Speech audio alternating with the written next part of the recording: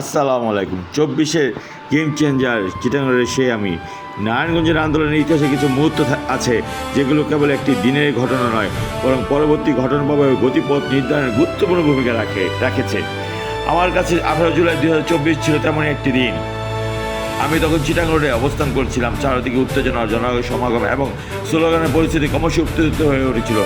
এক পর্যায়ে সংঘর্ষের মধ্যে আমরা নিজেরাই সংঘর্ষ জড়িত হই। শারীরিকভাবে নির্যাতনের শিকার হয়ে আমাকে অসংখ্য আঘাত করা হয় এবং বাস দিয়ে অচন্ড মারা হয় এবং আমার মোবাইলটি কেড়ে নেওয়া হয় এবং সেই জায়গা থেকে আমি চলে আসতে পেরে এবং তারা পরবর্তীতে আমার মোটরসাইকেলকে আগুন ধরিয়ে দেয়।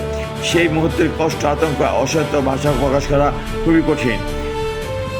এবং আমার মোটরসাইকেলটি ধাও ধাও করে ঘন্টার পর ঘন্টা জ্বলেছিল। কেউ আসেনি সেটার জন্য, কেউ কারো দাবিদার হয়ে।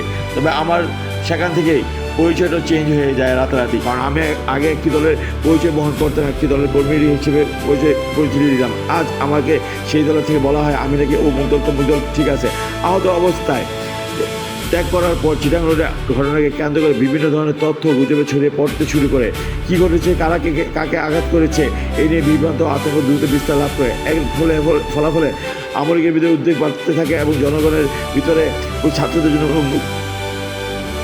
আশ্বাস তৈরি হয়। তারা পারবে সাহসের সাথে এগিয়ে যেতে, তাদের সেই সাহস আছে, তারা আওয়ামী লীগকে আঘাত করতে পারবে, আওয়ামী লীগের সম্পত্তি জ্বালিয়ে দিতে পারবে। সামগ্রিক পরিস্থিতি আরও উত্তেজিত হয়ে ওঠে। আমার দৃষ্টিতে সেই ঘটনার পর নারায়ণগঞ্জের আন্দোলনের গতিপথে একটি পরিবর্তনের সূচিত হয়।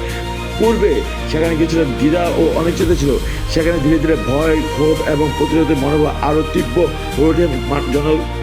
মানুষের ছাত্র জনতার অংশ ও উত্তেজনা নতুন মাত্রা পায়।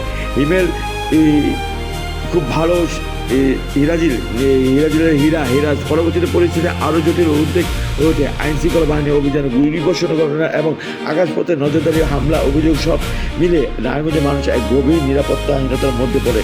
সেই সময় রিয়াগুপ নামে একটি শিশুর মৃত্যুর ঘটনা আমাদের সবাইকে স্মৃতি গভীরভাবে দাগ কেটে ফেলে এবং একটি হসপিটালে আগুন দেওয়ার বিষয়টি নিয়ে সন্দেহ সবার দিকে ছোট থাকে। এইসব ঘটনা প্রকৃত কারণ দায় নির্ধারণের জন্য একটি নিরপেক্ষ ও পূর্ণাঙ্গ তদন্ত অপরিহার্য হয়ে পড়েছে। আজ